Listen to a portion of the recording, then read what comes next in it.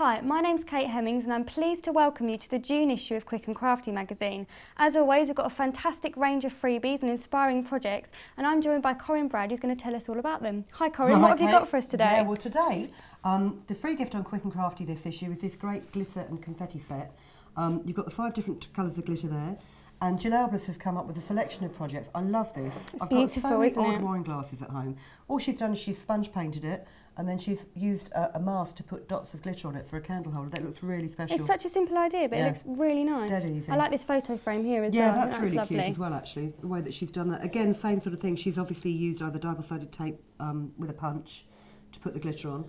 And it's nice fine glitter as well, so you can get really clear edges on it, which is good. Lovely collection of things there. This is one of my favourites here because you know I love anything to do with beading. Who's this one by? That's Brenda Harvey. It's a wedding set that she's come up with, so whether you're a bridesmaid or a guest at the wedding and you just want to wear something a bit special.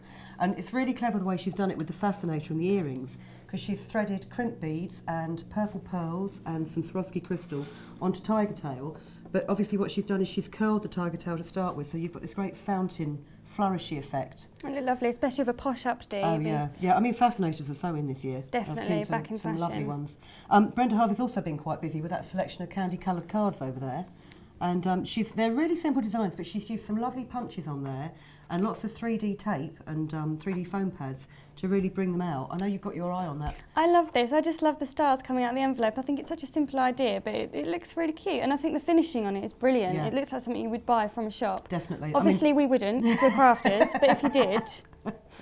But they are nicely finished. And for another extra special effect, here, Caroline Blanchard. Yeah, I know you like this one, I don't like you? that. I think that's really cool, actually. It's very clean, very simple, but the micro beads in there, in the shaker card, they work really well, because if you turn that card, it's like the rolling of the sea. Beautiful. That's lovely. Now, you know, this is also one of my favourites because it's got Swarovski crystal on it, and that's one of my faves. This is by Gemma Mooney, isn't it? Yes, she's from Alice in Tokyo, and she has used some great Swarovski on here in these sort of like topaz and crystal, you know, plain crystal shades. But look at the beads, and if you think you like the candles, if they're all together in a group, the candlelight will sparkle off that Swarovski.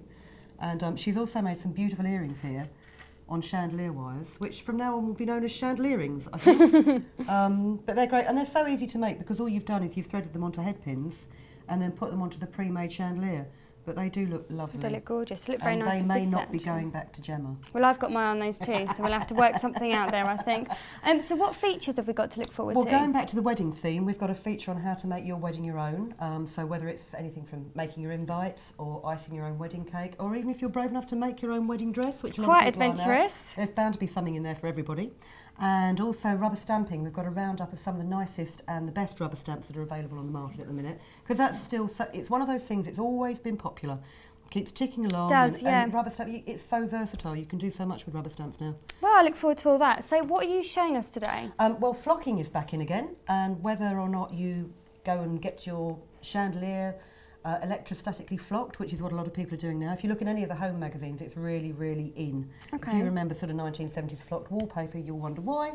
But there's lots of things like ornate mirror frames. They do look really cool when they're flocked. But if you want to do something on a simpler scale, I've got this great card here, and I've done it on a pearlescent paper, so you've got a real good textural feel.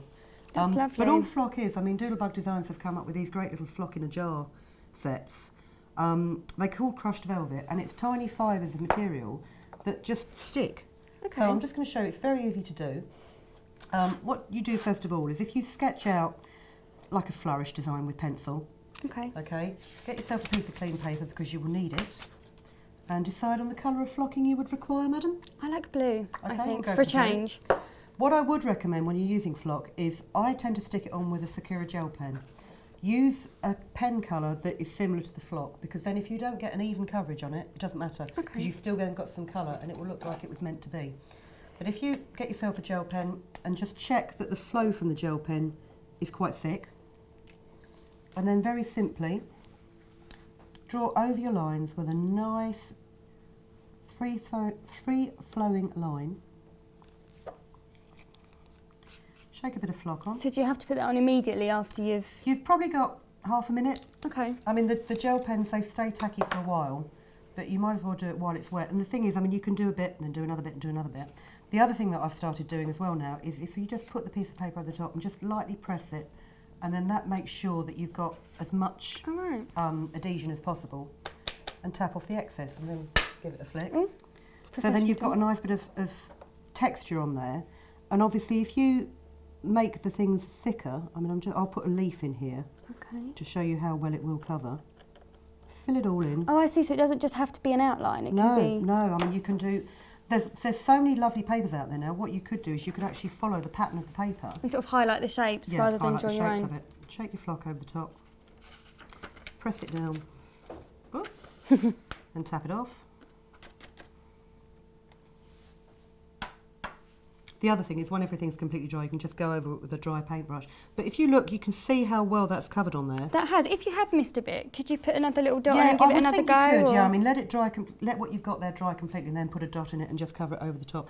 You might find that if you do that, you end up, you can see where the extra bit's been, because obviously you're putting another layer of flock onto the first one. So you're better off just making sure you've got plenty of ink on there in the first place for it to stick to.